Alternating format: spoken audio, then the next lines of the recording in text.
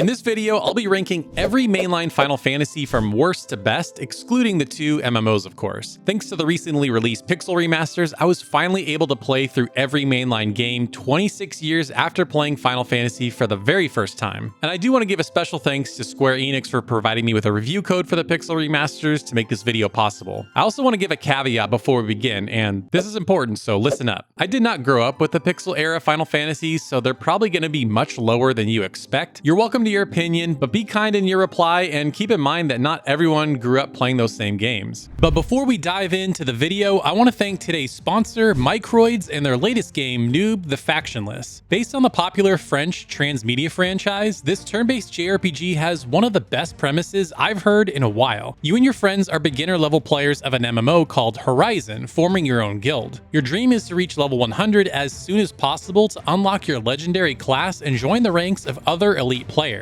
Throughout your adventure, you'll also play in the quote-unquote real world to discover who's behind the avatars of your friends as well as other enemy players. Such a clever idea. In your journey through the world of Horizon, you have 300 varied maps to explore, from lush jungles to tropical beaches, over 750 avatars to interact with, and well over 50 hours of gameplay. I know you all out there love your long RPGs, so here you go. In combat, you'll battle with up to 4 characters in strategic turn-based combat. As you level up and find epic loot, you'll be able to customize your team to your heart's content. Whether through different gear or huge skill trees, you can build your party exactly how you want. And Noob includes something I always appreciate, showing the turn order at all times.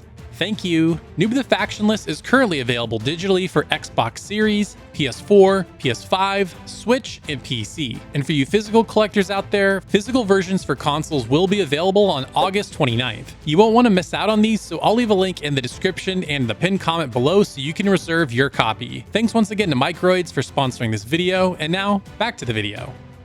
Now, if you look at any ranking, Final Fantasy II is usually at the bottom, and for good reason. After the original Final Fantasy, it kind of switched things up with its experimental leveling system. Instead of the traditional way you would level up, you would instead gain levels and extra stat points by either using gears or abilities. This is a cool concept on paper, but if you're used to playing turn-based JRPGs and traditional leveling, it could just be annoying. And it was also kind of interesting that they had named characters after the original game allowed you to name the characters yourself. And thank God for the Pixel Remasters, because without the fast forward and the extra XP, I never would have been able to finish this game, and I also would have been really lost without a guide. This game does a really bad job of telling you where to go next and what you're supposed to do. So probably no surprise with that game being at the bottom of the list. Now, years ago, I played the original Final Fantasy, but I was never able to finish it. It was just so archaic and old and just not fun. And once again, thanks to the Pixel Remasters, that's the last time I'll be saying that in this video, I was able to get through this much faster, and I was actually able to finish it. It was really cool to see where the series started with all the 4 fiends and finding all the crystals and stuff like that. It was neat to finally get to the origin of the series and see where it all started. And I gotta say, there was a simple joy to just grinding and leveling up. It was kind of fun, but nonetheless, it can't really be much higher than this. Now, Final Fantasy III, again, falls into a lot of the same traps that the original 2 did, with not knowing where to go and being a little grindy, but what I liked here that the other 2 did not have was the job system. It was really fun experimenting with different jobs and seeing what abilities they had, so that aspect alone made it really fun. And frankly, again, I don't really have much more to say. It was grindy, there was a huge difficulty spike at the end of the game that made it really annoying, but that job system really saves it compared to the original 2.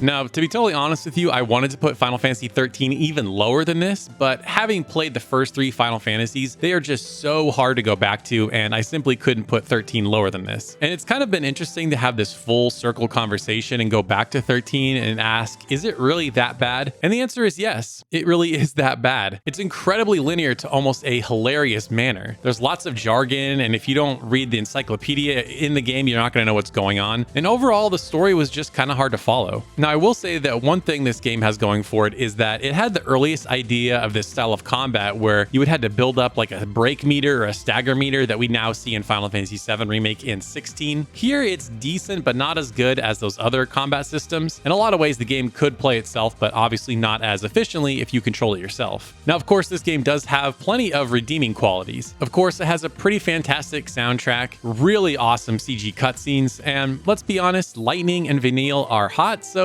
that helps a lot. It's obviously a huge stain on the franchise that I think it's still recovering from today, and frankly, it's just not a very good game. In the first handful of hours of Final Fantasy V, I was actually loving it. The character animations were much more expressive than the last 4 games, and I loved this iteration of the job system. It was really fun to mix and match abilities and create some really wacky and cool combos. However, this game has a huge fatal flaw. Throughout the game, certain bosses almost require certain jobs and certain abilities to beat them, otherwise they become impossible, and that was so annoying. The last stretch of the game is also such a grind fest and became super annoying. Thank God for that 4 times XP booster, or I never would have finished this one. I initially had Final Fantasy 15 much higher, but the more I reflected on the game, the more I thought about how disappointing this game was. Obviously, it went through development hell over the course of 10 years, with so many elements in those original Versus 13 trailers never making it into the final game, and heck, this specific set piece that was in the re-reveal trailer never made it in the game itself, and that upset me quite a bit. But to me, the game suffers from 2 big problems. It's clearly unfinished and has a barren open world. There were so many story elements that never got properly fleshed out. They were either cut out for story DLC, sometimes they just ran out of time to fully flesh it out, or it was left in one of the million media side projects. I still cannot believe some of the pivotal story elements that they included in the CG movie Kingsglaive that were just passing comments in the main game. It was just wild. Having the game being open world is an interesting idea on paper, especially having a car to drive around it in, but man, there was just nothing to do out there. Also, the opening has to be one of the worst openings to any Final Fantasy ever, just pushing your broken down car. In fact, it was supposed to be much more exciting, where your home was being invaded and you need to escape with your bros. Oh, Final Fantasy Versus 13, what could have been. Now, this might be the first big surprise of the list for how low it is with Final Fantasy IV. Now, let me say what I like about this game right away. Its story hooks you right off the bat. Cecil's internal conflict of if he believes what he's doing is right is really compelling. I was kind of blown away at how the developers were able to convey such deep feelings with such primitive visuals. And I also loved that every character had a class, like an assigned role. And also, there were so many great character moments. In fact, I audibly cheered when Rydia returned to the party, probably my favorite moment in the whole game. Now, what I didn't like and why it's so low, kind of like all the other Pixel era games, it's so grindy and so directionless. I needed a guide to play this game, especially because the different worlds and the different places you can explore, I just had no idea where I was supposed to go. And also, this game was such a grind fest. Even turning on the 4 times XP, there were so many times where I needed to stop and grind. Now, if it wasn't for those 2 things, I think this game would be much higher. It has a great story and the overall combat system is fantastic, but as it stands, it's a little lower and still one of the best RPGs of that era. Now, Final Fantasy 16 is probably much lower than you were expecting, but frankly, it just wasn't a game for me. The story is oppressively grim with almost no levity. It has a serious lack of any kind of RPG elements in one of the biggest RPG franchises of all time, and while the game has incredible spectacle with the icon fights and all the cutscenes, the game overall felt a little overindulgent in that aspect. That said, it certainly does have its redeeming qualities. It has a fantastic action combat system where you have a lot of variety and a lot of options in how you want to build your kit and fight enemies, and also has a very well realized world with some great music from composer Masayoshi Soken. Based on the comments from my review, I'm very obviously in the minority, as a lot of people seem to love this game, and I'm happy for all of you. It's objectively a very well made game and very polished, it just wasn't for me. All right, here we go. Get the torches and pitchforks ready. Look, let me just say this one more time. I did not grow up in the pixel era of Final Fantasy, so any of its charm or cool ideas just don't resonate with me like it did back in the day when it first came out for all of you. In fact, I tried starting this game 3 separate times and pretty much stopped at the same spot every time just because I got bored and just didn't care about what was going on. Now that said, I can still appreciate it for what it is. It has some of the most expressive character sprites in any game really I've ever played. There's a really heart-wrenching story with Terra. The way the game is constantly changing with different characters you're playing is really cool. And man, that soundtrack is just incredible. Easily one of the best in the entire series, and that main theme gives me chills every time I listen to it. And of course, arguably the best villain in the entire series, Kefka. Obviously, this is one of the most important JRPGs ever made and will go down as one of the greatest the genre has ever seen. Now, this is a game that's probably too high for a lot of you on your lists. Final Fantasy is a game that gets a lot of hate, mainly for its drawing system and its emo protagonist, but I think the game has a lot of great things to offer. For one, I think it has an incredible world, maybe one of the best Final Fantasy worlds ever made. I think the gardens, these floating combat academies, are just such a cool idea. And in fact, later in the game, you get to pilot it like an airship. It's just really cool. And it also has this really neat modern meets futuristic vibe, whether it be going to like what the starting town of Balam and then S-Star, this super futuristic city, and you even go to space. And in my opinion, it has the best soundtrack in the entire series. There's so many relaxing, beautiful piano tunes, great battle themes, and other atmospheric ones. It also introduced Triple Triad, in my opinion, the best minigame in all of Final Fantasy. I also like the love story between Squall and Rinoa. I really relate to Squall as I'm more introverted than most people as well. I think he's just a misunderstood character. I can see why people don't like Final Fantasy VIII, but for me, it has a lot of charming qualities and an incredible amount of nostalgia that I just love. Final Fantasy X was such a revolutionary game in the series. It was the first to include voice acting. It took a huge leap in visuals with actual facial animations, and in my opinion, it has the best turn-based combat system in the entire series. It tells you the turn order at all times, which allows you to swap out characters on the fly, and each character also has a designated role, so you have tons of room for good strategy. The combat alone is probably why this game is so high. I remember when I played it for the first time being completely blown away by some of the CG cutscenes, like Yuna dancing on the water and Yuna and Titus embracing in the water. I never imagined games could look this good. Final Fantasy X is also one of the sadder games in the series. I won't spoil why, so just give it a play if you haven't already.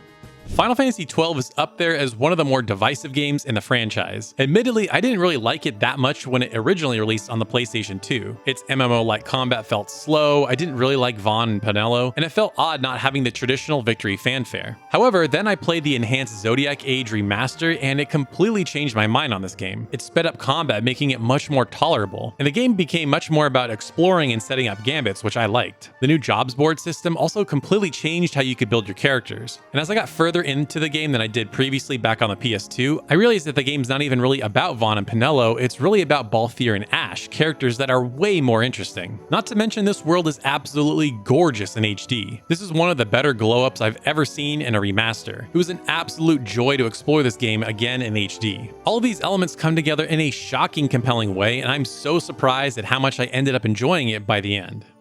If someone were to ask me what the quintessential Final Fantasy game in the series was, I'd immediately point to Final Fantasy IX. It marries both the classic and modern takes on the franchise in such a beautiful way. Like in 1, it's all about crystals. Like 3, you use weapons to gain abilities. You just straight up have a black mage as a main character. And like in 4, characters have designated classes. It's such a wonderful love letter to the entire franchise. But regardless of all that, the game is fantastic on its own. You have a wonderfully diverse, charming cast of characters that you want to root for and truly care about. The music has these quirky undertones in nearly every track that perfectly matches the overall vibe of the game, and this might be the best looking game on the original PlayStation. It's amazing to see what Square managed to squeeze out of that machine compared to where it started with Final Fantasy VII. The only thing that doesn't really hold up in my opinion is the combat. There were just way too many random battles, and combat isn't super interesting. Thankfully, the remaster fixes all that, allowing you to speed up combat and adding in some extra flares if you want to. There's also been perpetual rumors of a remake for a long time, and if that ever does happen, I'd be there day one to experience this adventure all over again.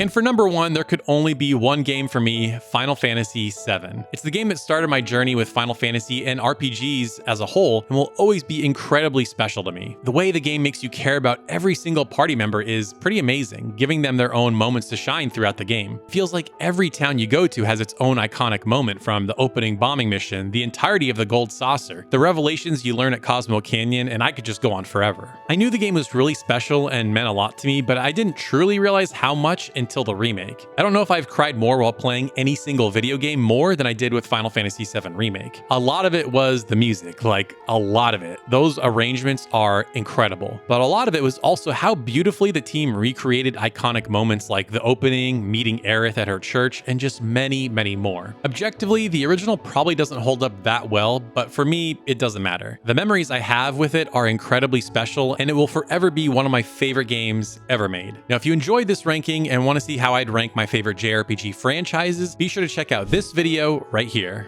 And special thanks to Reset Switch, Tyler Kuzawa, and the Miyazaki Man for supporting me over on Patreon. To get exclusive videos and other cool perks, consider supporting me over on patreon.com/thegaming shelf. Thank you so much for watching, and we'll see you next time.